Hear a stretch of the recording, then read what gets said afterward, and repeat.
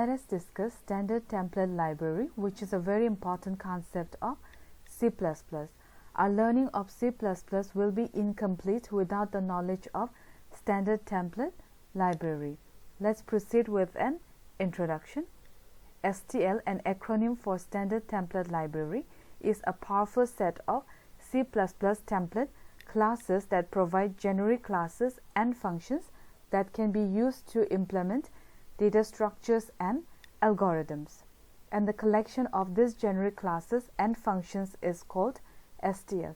In other words, STL is the library of generic data structures and algorithms.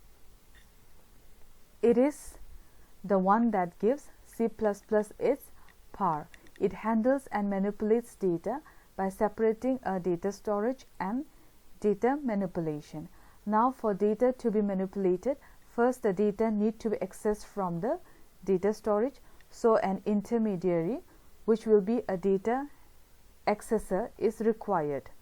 Since both of them won't talk to each other, they both will now communicate via data accessor. For data storage, STL uses a component called container, an algorithm for data manipulation, and an iterator for accessing data from the container. These are the three main components of STL. Let us discuss them one by one. So what are containers? Containers are objects that store data in an organized manner in memory, and they are implemented as class templates.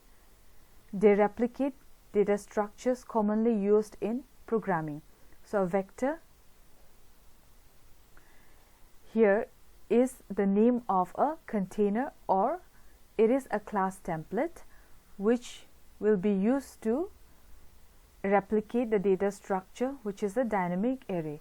And a queue is a container which replicates the data structure queues. Similarly, stack and list are the names of the containers or class templates which are used to replicate the data structures called stack and linked lists. However, algorithms are implemented as functions which are built in, and these functions will use the iterators to access values in the containers.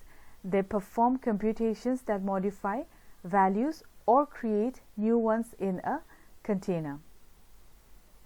And STL supports this many types of algorithms, which are search algorithms, sorting algorithms, numeric, non-transforming, transforming, and maximum and minimum operations. So out of these types of algorithms, I will discuss one sorting algorithm, which is a quick sort algorithm implemented as a function with the name sort. Now let's check out a C++ program using the sorting algorithm to sort the elements of an array. The built-in function sort will be we can use it using the, so first we have to include the header file algorithm to use this built-in function. Then we declare and define an array. Once an array is declared and defined, a sort function is called to sort the array elements. So here I have declared the array with 5 elements, and these are the elements of the array stored in the sequential manner, and let's assume that these are the memory addresses of the array. So right after the declaration and the definition of the array, so we call for the sort function, and the arguments for this function, you can see that I'm supplying 2 arguments. So these arguments are, the first argument is the index of the first element, and the second argument is the index of the past last element.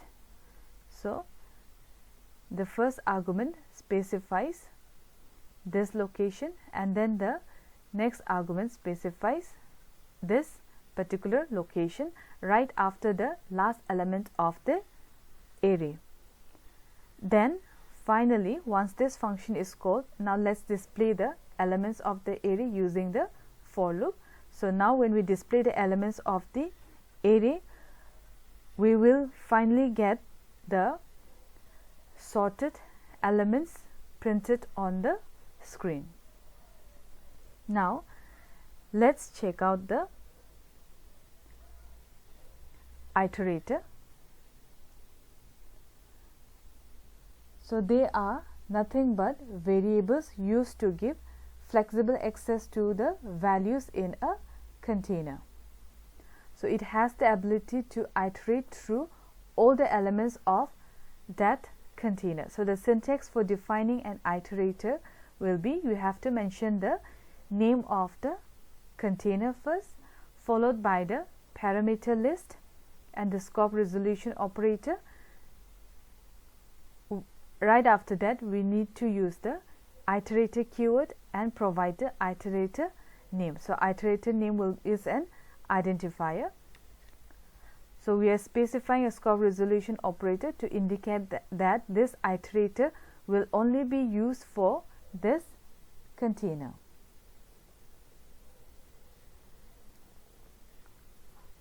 So the container classes, they provide two basic member functions that allow to iterate or move through the elements of a container. The first function is the begin function. So this function will return an iterator pointing to the first element of the container, and the next function, which is the end function, it will return an iterator pointing to the last element of the container. So the begin function will return the iterator pointing to the first element of the container, and the end function will return an iterator pointing to the last element of the container. Now let us try to understand the working of an iterator with an example. To use an iterator, first we will have to include the iterator header file. Here I am using a template class, that is a container called vector. So I have to include the vector header file first. Now a vector container is used to implement dynamic arrays data structure, which grows and shrinks at runtime. Unlike arrays, a vector enables random access, which means we can access each element with index. Now here we are first declaring a vector and saying that this vector will work only on integer type of arrays. That's why we have passed an int data type as the parameter, as the actual parameter, and we have declared a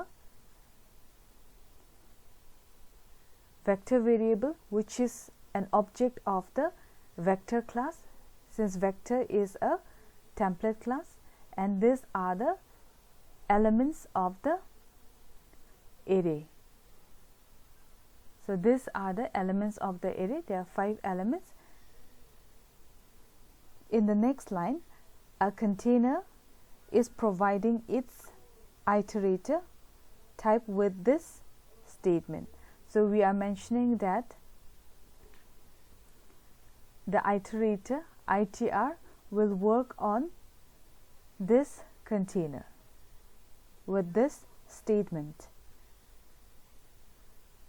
Then we are accessing the elements of a vector container with index. So you can see that I'm using an index, and to access each element of a vector container, we are using an index inside this for loop.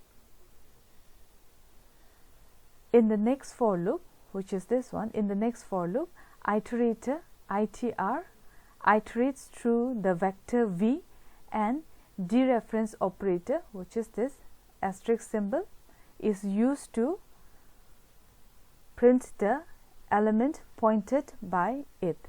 Now what this loop is doing is, first, so v dot begin, so this statement will make the, once you assign it to ITR, so ITR will now point to the first element of the array, and the condition is the loop will iterate based on this condition. So the iterator should not be equal to the